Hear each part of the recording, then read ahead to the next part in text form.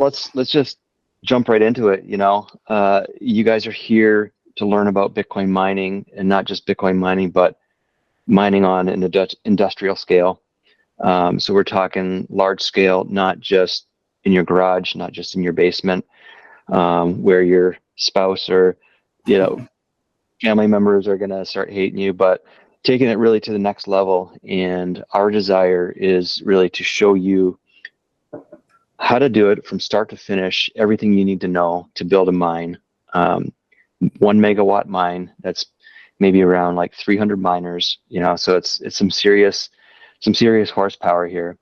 And we've got some things to show you, just very high level. Obviously we can't get really nitty gritty into all the details, and that's something that we can show you, but just a little bit later outside of this webinar. We do have some opportunities like a in-person boot camp, where it's 3 days in person in Wisconsin here, my hometown in Milwaukee, where you can come and just soak it all up. A really intensive experience. We take you out for dinner, wine you and dine you, and just show you a really good time. And then also, we'll talk about it a little bit later. We have a monthly mentorship program too. So if you're looking for something a little bit extra and you want to fast track this, you can join our MasterMined group, and it's MasterMined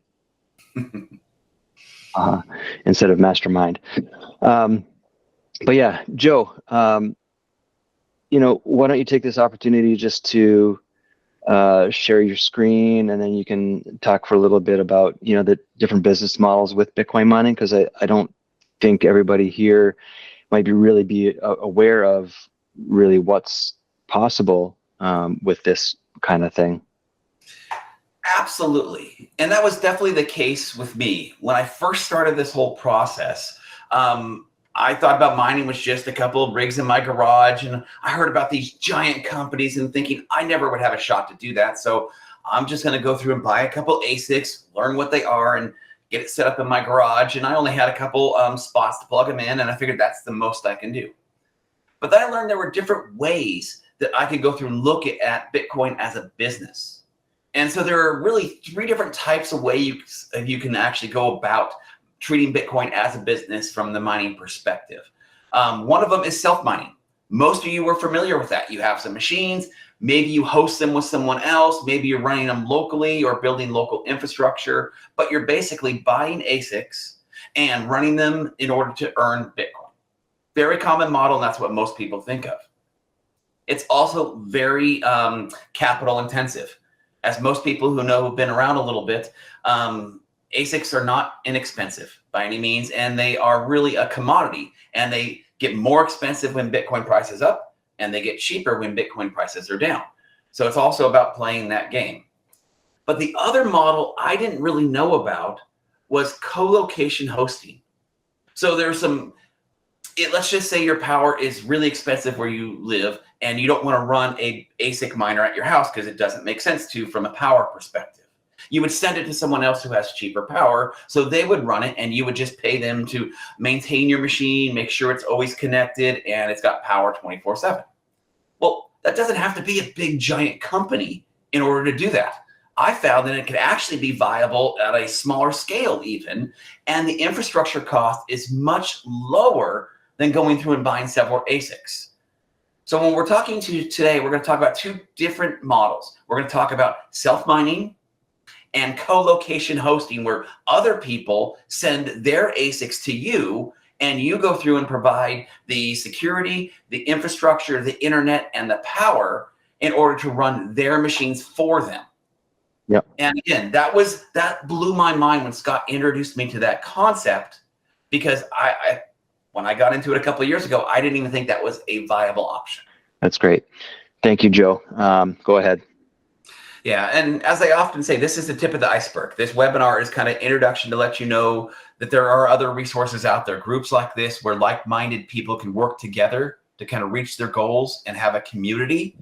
And I don't think I would be anywhere if I was just all by myself trying to figure this out and maybe looking at some Twitter links and some spaces. That's the important part, for me at least, is talking to people and asking questions and working as a community to kind of reach those goals. Anyways, I was talking about the two different business models, and there's a third model that we'll get into deeper into the club experience, but it's basically a combination of the two, a hybrid model where you might be doing co-location, but also some self-mining based on the profits you get from your co-location hosting experience. And that's the model I currently use, which has worked out pretty well. And I'll be able to talk with you more in depth at a later time. The reason we put this sheet together was for you to figure out what makes sense, to maybe reassess what your goals are from a Bitcoin mining perspective. Maybe you have a lot of capital and you just want to go through and do that self-mining, and you want to see how many ASICs you might need to go through to get to your particular Bitcoin stacking goals. We can use this sheet to go through and make modifications in the top area here in order to maybe adjust the mining farm size to see where you would be on your monthly stacking goals. All right, so again, the top areas up here are the variables. Currently, this one is being pulled for the actual direct price of Bitcoin as it is at this particular moment, which is great. So really what we want to work with are these three things here. How many miners am I going to be working with? Let's say I'm a smaller farm and I've got 10 that I want to self-mine. And I'm going through and running some S19J Pros at 3,000. And my local power company is charging me 7.5 cents. At that point, I can look over my little self-mining area and see exactly how much I'm going to make based on today's prices and today's difficulty levels of how much that's going to earn me per month if everything stayed static. As you know, things in Bitcoin flux on a daily basis, but in order for this example here, we just want to kind of keep everything in one single spot. Over on the other side, it may not look awesome. And the reason is this: the capital expenditure for self-mining versus co-location hosting is completely different. In order to go through and buy 10 miners, you might be looking at $50,000 right now. For $50,000, you could go through and buy yourself probably a 300 kilowatt container and pay for the infrastructure to set it up and have it running and host 100 miners as it is, without having to go through and buy those miners yourself. So at that point, you start to see it starts to make a little bit more sense. The more infrastructure you purchase, the larger your containers are. And let's say now you go through and you can hold up to 500 miners, and it starts to really change the outlook. Now, again, self-mining is always going to look more profitable. But if you don't happen to have the hundreds of thousands or millions of dollars to buy all the ASICs, to 500 ASICs to get there, co-location is a way to go through and do that without having to possibly break the bank from a financial standpoint. So we want you to play with the sheet. And in doing so, imagine how you can envision yourself taking what you have now, your time, your capital resources, the network you're building to help kind of reach your goals and imagine where you can see yourself. Like I said, when I started this journey, I was just thinking I was going to maybe afford 2, 3, 4 miners at the most. And I didn't even know how I was going to get them in my 200 amp box in my garage. From that point last year, I've almost got a 2 megawatt site was built out. I've now moved to doing 10 megawatts in Texas. And because I want to do something locally here still, where I'm at in Oregon, I'm still going to build a little 100 kilowatt one, because that particular power plant I found will allow me to mine in the 5 to 6 cent range, which, as you know, the lower the power price, the more profit we make as Bitcoin miners. Yeah. So now, Joe, that's why this was built for you. Just to clarify, like when we're talking megawatts, some people on this call can't really even comprehend that. So like, let's say you want to get your 1 megawatt site up and running. What is that going to do for you financially? What's going to be involved in that? Can you show us the numbers? Absolutely. So a megawatt is around 300 miners, depending on the power of each miner. Right now, the current gens are ranging anywhere from 3,000 to 3,500 watts of power. And so you multiply that out, it comes out to be around, we'll cheat here in this one, and we'll go through and say it's 333. It's just right to a megawatt. And so looking at 1 megawatt, versus co-location versus self-mining, you're going through and getting almost a Bitcoin per month in self-mining, and you're getting about a fifth of a Bitcoin per month in co-location hosting. But again, the cost to set up a megawatt of co-location is what, a quarter of the price of going through and doing it in self-mining. Yeah. Now, just to explain that one more time, the reason why the cost is cheaper is because, you're not mining Bitcoin for yourself, but you are making money through the process of providing that infrastructure for somebody else. Now, in that process, what you can do is start to introduce some of your own miners that you've purchased, right? So you might not have the capital right away, but you might in the future. So you can use this as a way to subsidize your own self-mining endeavors. So there's obviously pros and cons to both, right? Self-mining is going to be extremely capital intensive. You got to pay for the infrastructure to actually build it out and get that power distribution so that you can physically plug the miner in to the internet and into the grid. And those miners sometimes will cost $1,000 a piece, $3,000 a piece. Last bull run, Bitcoin was 60K. Miners were 10K a pop. Some people were even buying them for 20K a pop. It was absolutely ridiculous. It was insane. I will admit, I paid $8,500 for a miner at one point last bull run. So it does vary based on the price of Bitcoin. One more variable I do want to talk about before we leave the sheet is under the co-location model, you are actually spending most of your time making sure the hardware's staying up, but you spend a lot of time working with customers. So if talking with people and interacting and helping educate potential clients is something you enjoy, that's another reason you might like co-location hosting. You also get to set the variable of how much you charge them for the services you provide. Maybe you love tinkering and you want to do all the repairs yourself. You can include that into your price and charge your clients 9.5 cents per kilowatt hour for a rate. If you just want to do the bare bones and you got a really great electrical rate, you can bring that price down. But right now you're going to be somewhere around 8.5 to 9.5 cents. So I could just change this rate, and the lower I go, you'll see it will run all the way through, and it's less money you earn the lower that you charge for the rate to your customers. So the goal is to figure out the spread between what you're paying at your power company versus what you're going to charge your customers will determine how much money you make on a monthly basis. So in this example, which is pretty typical, you're looking at going through and having a megawatt here and earning about $14,000 in USD, which is about a third of a Bitcoin per month in a co-location experience, while not having to buy 300 ASICs. Yeah. So, obviously a lot of you guys here are here today because, you're just interested in mining. You want to earn more Bitcoin. We're just showing you a couple different ways that you could potentially do that. You could stack those sats either by offering a service to somebody, or you can stack sats by literally just plugging in miners for yourself and making Bitcoin. Well, thanks, Joe, for sharing that. That's awesome. I'm sure you guys are going to have a ton of questions about this, so we are definitely going to have an opportunity for you at the end of the webinar to ask your questions. It could be your questions can be about this spreadsheet. It could be about any aspect of Bitcoin mining. We're not really going to cover just general Bitcoin related topics. We're going to be specifically talking about Bitcoin mining and how you can get your first megawatt up online so you could start making maybe around 1 Bitcoin per month, whether you have the capital to do it or not. Okay, well, thank you, Joe. You can stop sharing your screen. Thank you. And we'll move on a little bit.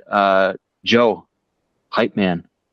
John, sorry, my hype man, John Taylor. Yes. What do you have to say about all this?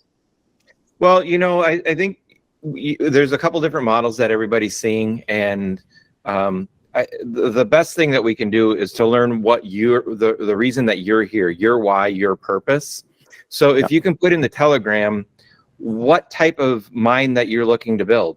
Are you looking to go from 10 mines in your garage to 300 in an industrial complex? Are you looking to self-mine or co-locate? Any of those types of mining plans that you have, so you can really understand what you're going for, so we can answer those questions better for you. John asked is, what type of mine are you hoping to build? What do you want to accomplish? Why are you here on the webinar? You know, maybe it's you want to have a little home immersion system so you can preheat your hot water. That's great. You could do that. We could show you how to do that. But maybe some of you guys have larger ambitions. And really, you know, what it honestly comes down to, it's not just we want to do this because we want to make more Bitcoin, is it? It's really not about making more Bitcoin. It's about what the Bitcoin can do for you. Trevor, what do you think Bitcoin can do for you?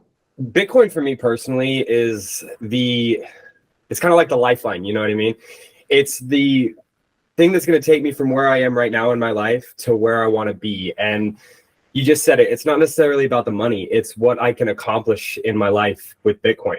Me personally, I want to live on a family ranch. You know, I want to bring my whole family together and live on like a compound where we're all living together and we're all like self-sustaining. And I believe that Bitcoin mining can help me facilitate that using what Scott is teaching us, and maybe a little bit of my own effort and resources and money. I can actually put this into an actual plan that, you know, hopefully, like Joe said, within 1 year, I could be actually turning out profit and living the life that I want to live. To me, it seems kind of ridiculous not to actually take that chance and go for it. You know, better to ask forgiveness than permission, right? Absolutely. So that's kind of why I'm here, and I'm really excited to learn about all this and see where I can take it and see where I can take my family with it. It's just knowing that, hey, I have the capability to do this. I'd say my biggest benefit was learning and understanding exactly what it would take to build out a mine of any size, whether it's 1 megawatt, 5 megawatts, or 25 kilowatts. I now have a better understanding of what it's actually going to entail. I think it still goes back to the timing and realizing that trying to acquire the hardware and do everything, just doing everything all at once, isn't always the best thing. I would recommend Scott's Build a Mine Bootcamp to anyone that wants to network, that's the first thing, to find out truly what their goals are, find out what the big goal is, and work it back to the measurable objectives, steps, and milestones. I recommend it for, you know, the home miner who's been mining at home and feels like their power rate at home isn't enough and they want to get into something better. I'd recommend the boot camp to anyone who's looking to grow beyond their current capabilities, who wants to expand and grow their operation, grow their grow their earning capabilities. Very inspiring to me to see somebody who is very, very new to Bitcoin mining, you know, who obviously deeply understands Bitcoin and what it could do for them, but is new to mining. So yeah, thanks. Quick, Scott, something I see in Telegram is a lot of people talking about using Bitcoins to do heating and using that, you know, alternate power source, you know, to repurpose that heat and stuff. And I think that's really exciting. You know, you and I have seen a couple of really interesting things up north at some of the farms that we went to, and I look forward to sharing that in the in-person event. All right, so we told you we're going to give you a roadmap. We're going to tell you what is involved in building a mine on an industrial scale. So the next thing we need to talk about is site selection and some build out facts here.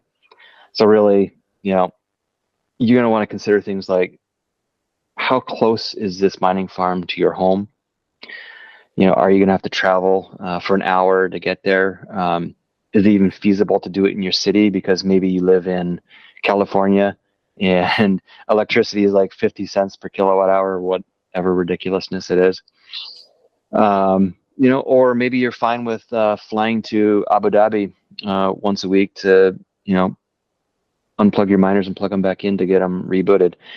Whatever it is, you know, there's different risk factors, different revenue models, you know, profiles that you can apply here. Some people want the absolute cheapest power possible because that's obviously going to affect your bottom line deeply. But some people are willing to bend on that a little bit because they want it closer to their home, something that they can control. Maybe they don't want to take on business partners in this venture because they don't trust people, and they're okay getting 20 miners up and running instead of their goal of getting 1,000 miners up and running, right? So there's pros and cons to all these different things. Another thing we have to discuss, obviously, is the availability of power. Something that Joe was mentioning earlier, and that you could talk about more as well here shortly, is that cheap power might not necessarily be available in your city or in your state. And if it is, it might be very limited as to how much power they're willing to give you. And as you guys have seen, these things consume a lot of energy. It's like a microwave running at full blast for 24 hours, 7 days a week, 365 days a year, nonstop. And that's a lot of power. So yeah, They Joe, say a megawatt is 600 houses worth of power. Geez, yeah. Yep. And well, and obviously it's worth it, right? Because Bitcoin. So Joe, yeah, why don't you just tell us a little bit about your experience with site selection and kind of what's gone down in the last year for you, as far as like going back and forth between, I really want to do it here, but I can't do it here, and all these pros and cons and things that you figured out for yourself. Yeah, site selection is so important, and I didn't realize that when I first got in how important it is and what variables you really look at. I picked up the phone. Actually, I didn't even pick up the phone to begin with. I was looking online at power schedules at different utility companies around me. Found one that was a perfect site. I'm an educator, and so I was going to lease a site up in Washington, and it was right next to a college. Made agreements with the school and everything to go put it there. Called the power company. They confirmed the rate with me. We get into our fourth meeting. I've already got containers ordered to drop it on the site, and they tell me, yeah, that's the rate. But if you go over 400 kilowatts in power, we move into something called tier 2 power. Jeez. And what that meant for me at the time, I knew nothing about that, was that basically they have to pay their power provider twice as much. So at the time, it seemed like a dream rate of 4.5 cents a kilowatt hour all in. I was ecstatic. I couldn't order my containers fast enough. But what it really turned out is if I went through and placed it there, it would have been 9.5 cents with the capacity that I had ordered for my mining containers. So that really kind of hit me hard. And I talked with Scott, I talked with some other people in the industry, and it just didn't make sense at that spot. So I figured, okay, I'm going to put my research hat on now, learn what I'm actually trying to figure out. And it's not the available spot or how close it is to me. It really is the actual power rates and the capacity available at your power company to provide the amount of power you want to run. So in the boot camp, when we're going through the process in the club and stuff, I'll explain my journey on how to do all that process and how to analyze power schedules to figure out your all-in rate. But at the end of the day, I tried working really close to me, and it didn't work out either. I could not get the co-op to work with the confines of what I wanted to do. And so eventually I moved over to Texas, partnered with a power group over there who's working in the ERCOT system, and I'm co-managing the site remotely using the tools I have, while they're doing the hands-on logistical stuff of receiving the miners, making sure they're running, hooking them up into my container that I drop ship over there. And while it's not what I envisioned my co-location hosting journey to be originally, it's getting me up and running, hosting miners before the happening, so that I can continue on and build what I want for my roadmap, which is to get up to 10 megawatts personally managed by myself. Yeah.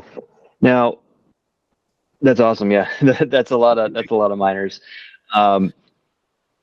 Remind us again, what was your goal? I remember working with you in our boot camp about your SMART goals. People here, I had a very specific goal, and yeah.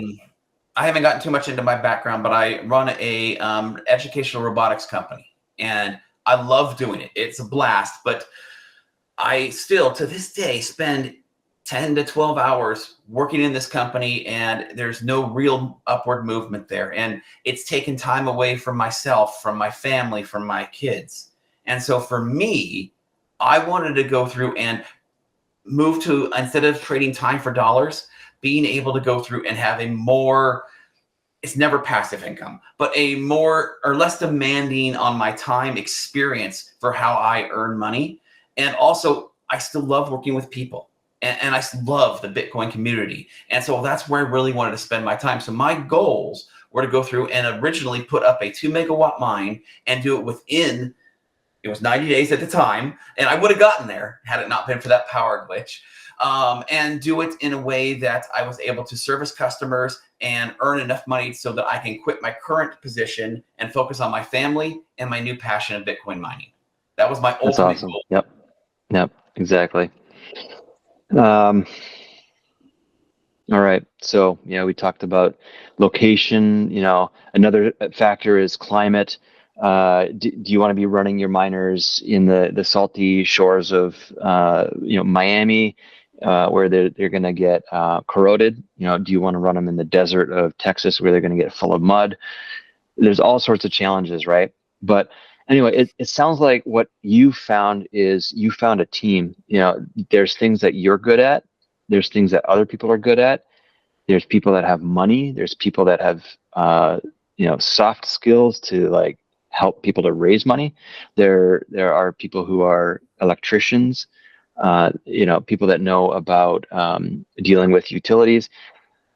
All of that is possible. We can help you with all that. But in this group right now, even if you don't know much about Bitcoin mining, I think that there's potential partners for everybody right here that you're going to meet, you're going to get to know, and that you're going to potentially build a future with. That So that's was just my biggest thing, Scott, is I didn't have anyone before I started working in these groups. And through actually your group is where I met the partners in Texas that I'm going to be working with for this. And I try to do it alone. And I'm very good at IT and engineering, but really Bitcoin mining is really about property management, power, infrastructure, and those type of things, and even sometimes plumbing, depending on how you're set up. And so it's so important to put yourself around the right people and reach out, because everyone in this community seems to want to help. And I really appreciate that about working in the Bitcoin mining space. Absolutely. Yeah. So we talked about that. Yeah, so there's different types of mines. Obviously, like Joe was saying, there's containers. People might not even understand what a container is, but it's a mobile data center where you put your miners, and you can move it around to wherever you want. So you don't necessarily have to have a warehouse or a big building or anything like that. You can literally just buy a pre-built shipping container that's modified specifically to host Bitcoin miners. So there's that, right? There's other considerations that we can discuss too, obviously deeper after this, but there's engineering, there's the whole procurement of transformers, purchasing of miners, the whole construction process we haven't talked about yet, but that's not important right now. We're gonna get you through as much as we can here, because we also want to talk about financing, how you don't have to do this alone. Right. And we'll talk a little bit about operations, the actual day-to-day in the mine, what you do there. So we'll, touch a little bit on that. And then, we'll close after that, and we'll do Q&A shortly here. So yeah, like I think Joe and John and Trevor were kind of touching on earlier. And what I'd really like to hit home is, you don't want to do this alone. You might want to have that feeling that, okay, I'm an island to myself. I don't want to trust anyone else. That's fine. You might not be able to scale it to a large 1 megawatt farm by yourself. You might, I don't know. But there is a community here that can help you, and to help you do this faster, bigger, better, faster, stronger with community. And that's really what we're trying to build here. And this is really only the tip of the iceberg.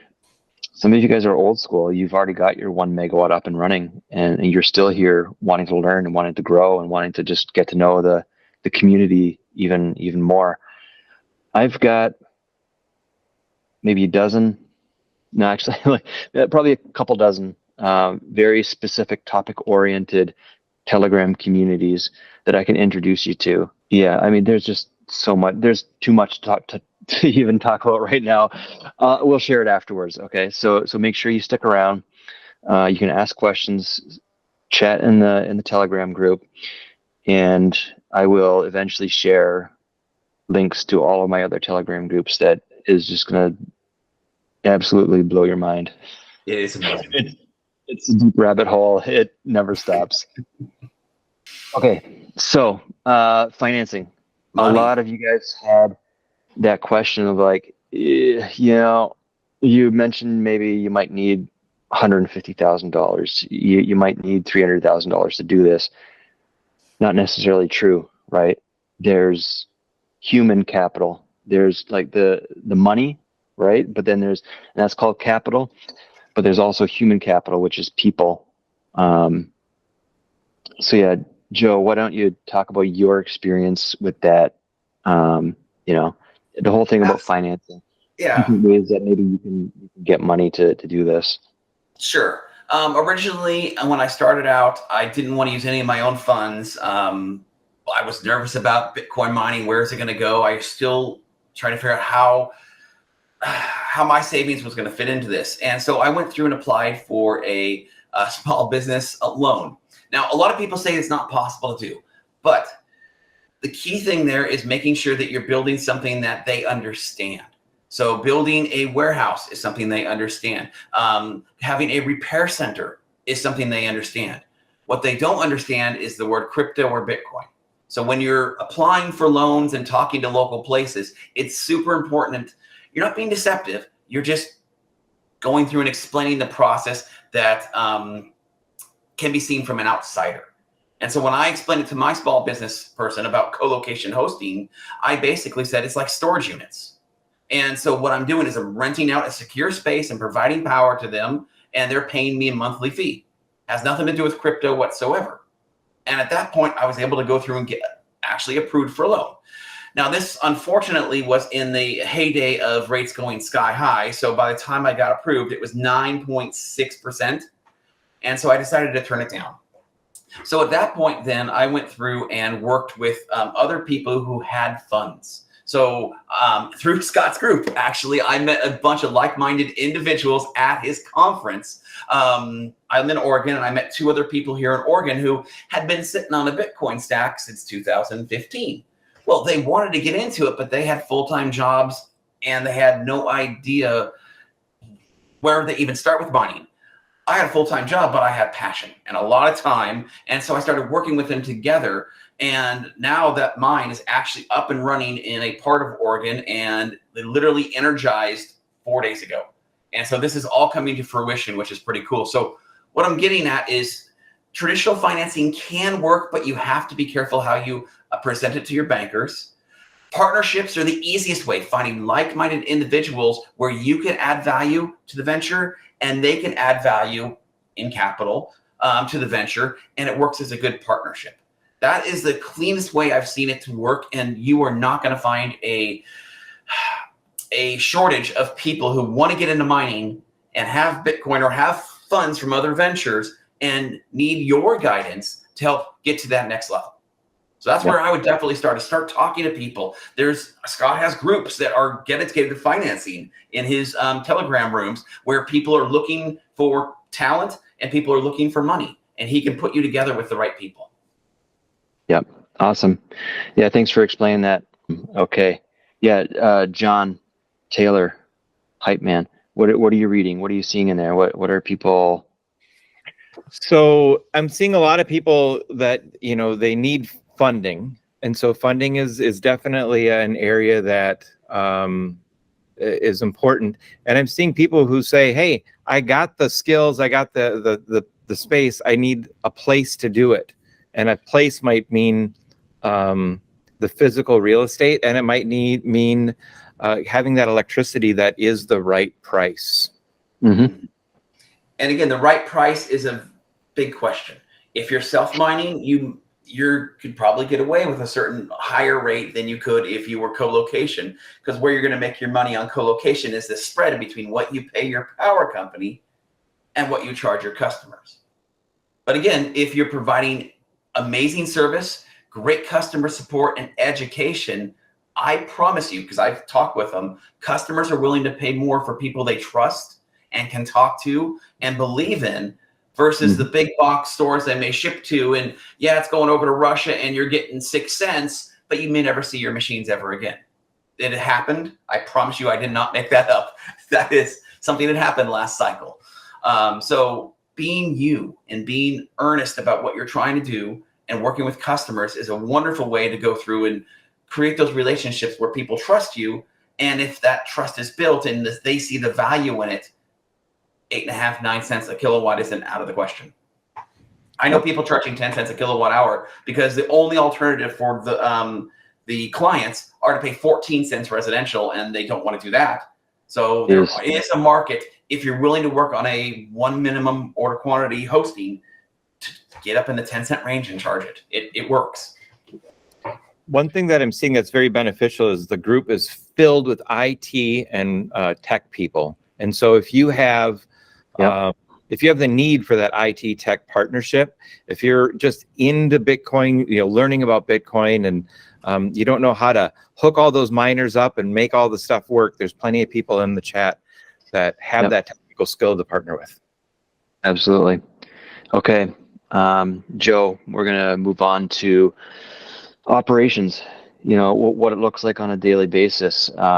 So this is important. Some of you might look at all this and be like, okay, this isn't for me. And that's fine. In one of our last classes, we had a student who was there. I think this one was actually a 5-day in-person boot camp we were running.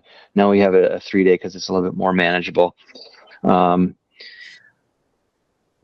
The guy came and he was like, you know what? I don't want to build a mine. You know what he said instead? He said, I want to help people to build the infrastructure to build a mine, because his strength was building mobile data centers for nuclear power plants.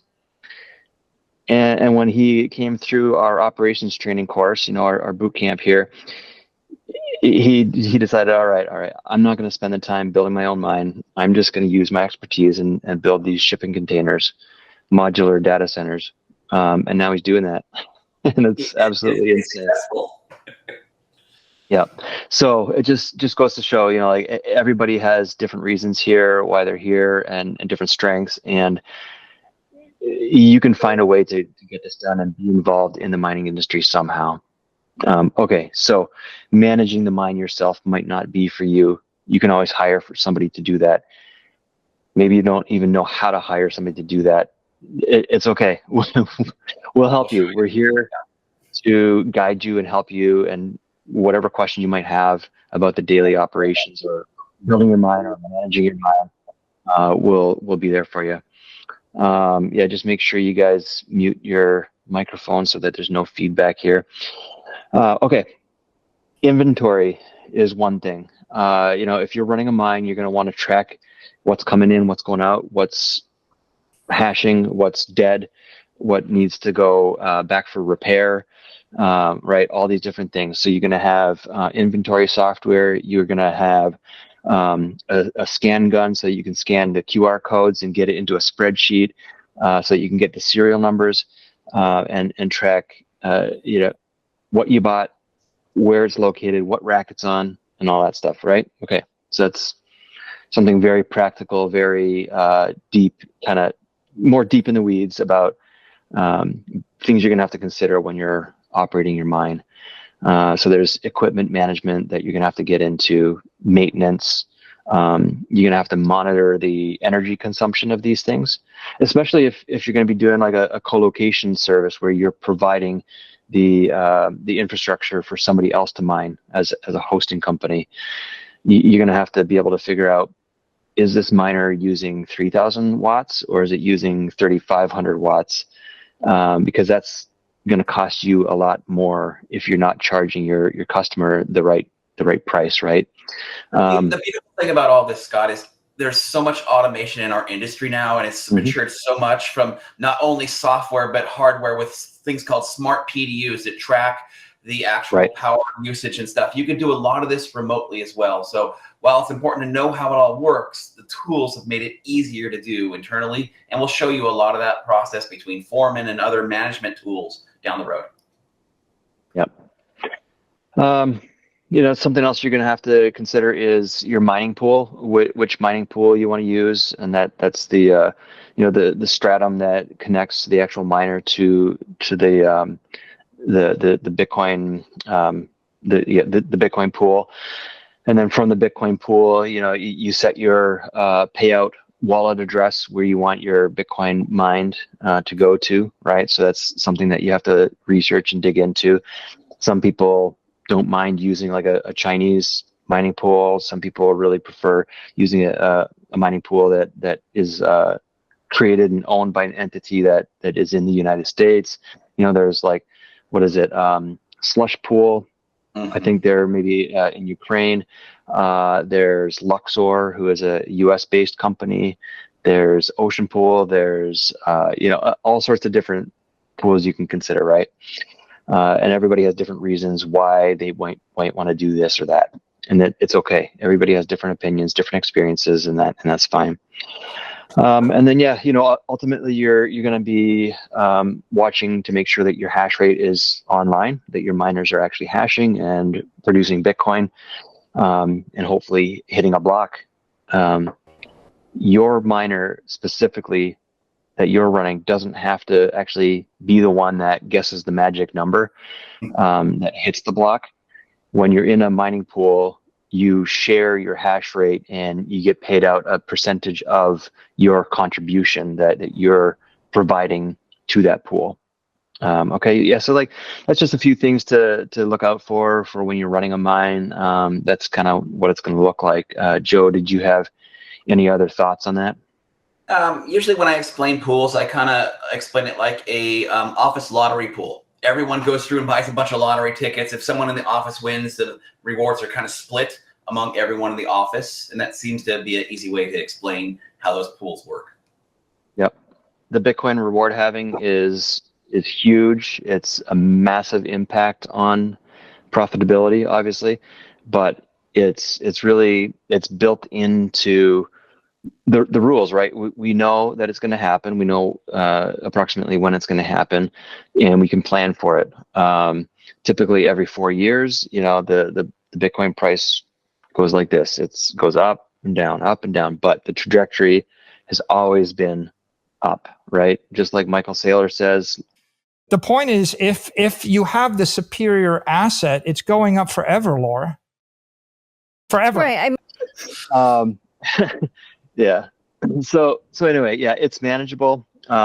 It's risky though. You know, this is something that you have to consider. Bitcoin mining is a risky endeavor. Just like any investment, you have to consider all the options. So I wanted to discuss a little bit about our mentorship club. And for that, Joe, I would like to get your help.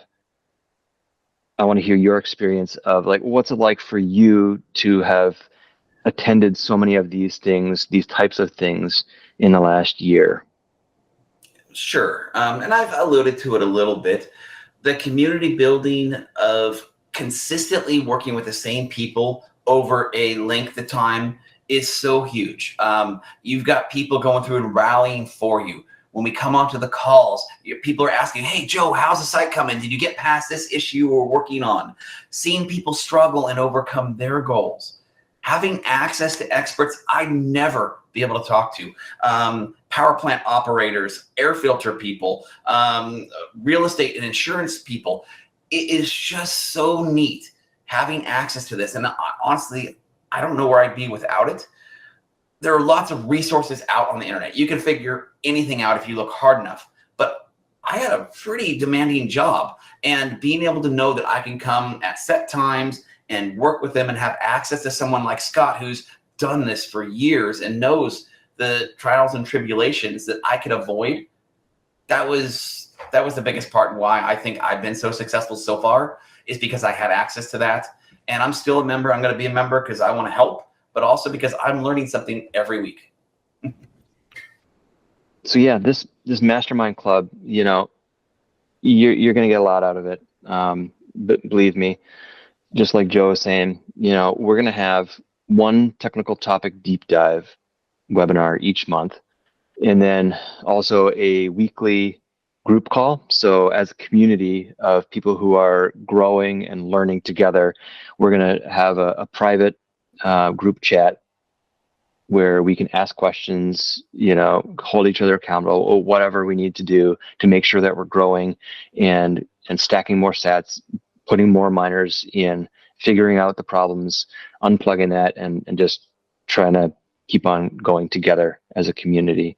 So the Build a Mine Bootcamp is our 3-day in-person bootcamp in Milwaukee, Wisconsin, and it's going to be a life changer. Joe, Yeah. can you just kind of like, you know, like do your whole sales pitch and just, you know, whatever, because it's awesome. It's not a sales pitch per se, but really it was, you know, I didn't know, I had not met in person at that point, really people who had been doing this. And I learned about marketing, which I didn't know as a co-location host, I didn't really think much about. And going to see multiple working farms and actually talking to the people running these things and the issues they went through. And I was worried about sound management because we talked about site selection a little bit, but didn't get into where can you put these things? Can you put it next to a church? Probably not. But going to that actual location, we were there and I was standing 10 feet outside of this giant mine with all these ASICs in there. I couldn't hear a dang thing. People didn't even know it was a mine. So seeing that in person is not something you could quantify in a Telegram group, you know, as part of the process. And yeah, I got wined and dined a little bit. The restaurant was awesome. I had a blast there, and we went bowling and had a great time there. So you bonded, and I met a couple of people, one of which I've bought multiple ASICs from that I've deployed to my clients.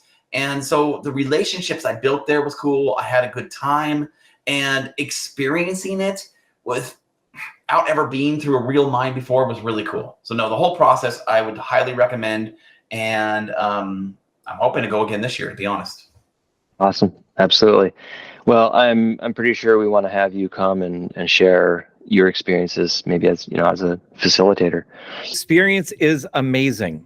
I'm behind the camera and doing a lot of the production, and I get to see the faces of the people. So we do a lot of training. We do a lot of getting into the weeds, getting into how many kilowatts, how many megabytes, and how many Bitcoins you're going to be doing, all those things, the numbers, the stats, and the important stuff. But then on that field trip, your jaw's going to drop. You're going to be floored. You're going to see different ways to use Bitcoin miners to, you know, alternatively recapture that heat, ways to cool huge mines, huge walls worth of mines, and the challenges that they faced in getting the power to run this joint. You know, they run a metal shop where there's tons of power, but they had to put in the Bitcoin mines, and then they need more power. And, you know, there were some hurdles that they faced, and those stories are really useful in setting up your next mine. Yeah, exactly. You said it very well. That